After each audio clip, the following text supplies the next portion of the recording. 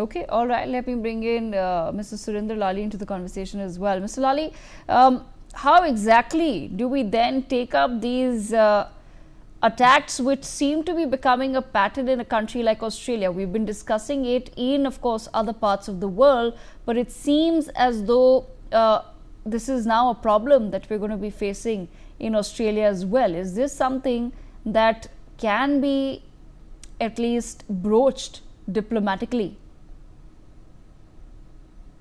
Thank you, Devika. Devika, unfortunately, this problem is not just limited to Australia. I'm going to quote Lindsey Graham, the senator from the state of South Carolina, where I went to college and spent a lot of time, and it's very unfortunate that what he said. He said that, quote opens, "We are going to crush your economy," quote close. Now, who's Lindsey Graham telling this to? India, China, and Brazil. So, Devika, for the longest time, these white, hegemonic, large economies have lived in their towers where anybody who's brown skin is simply confined to manual labor. And now that the mammoth success, and especially us Indians, are achieving purely based on our hard work, purely based on our education qualifications. You know, I've lived in the West for the longest time, and I can definitely speak for my country, that we make some of the best immigrants across the world. We are the most hardworking people, and even if an Indian, any Indian, anywhere when he lands, in any country, irrespective of the visa, within 15 days, he's productive to the society. So now what is happening, Devika, is that they are finding it hard to consume. That how come these brown people who we ruled for the last, centuries are not doing better than us?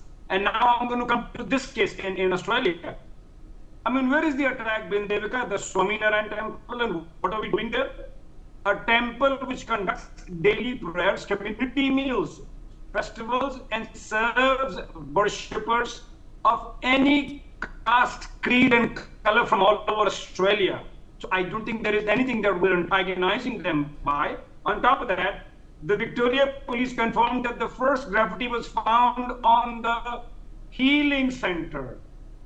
I mean, if anything, these Johnnies should be inside the healing center getting healed and understanding that just because their skin is any lighter than ours, and just because they haven't worked hard, they cannot resort to criminal acts. I mean, to me, it seems like a deliberate act of hate to isolate and spread fear amongst especially the Indians, because they are not able to consume the kind of success we are having.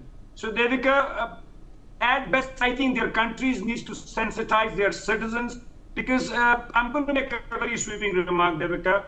Unfortunately, the family system in most of these developed economies has collapsed, and that's a very big price they paid for their economic success. So these kind of Johnnies walk into, the Hare Rama Hare Krishna with Kentucky Fried Chicken in their hand are simply people who need help, and they're just looking for their 2 minutes of fame because the society doesn't validate them.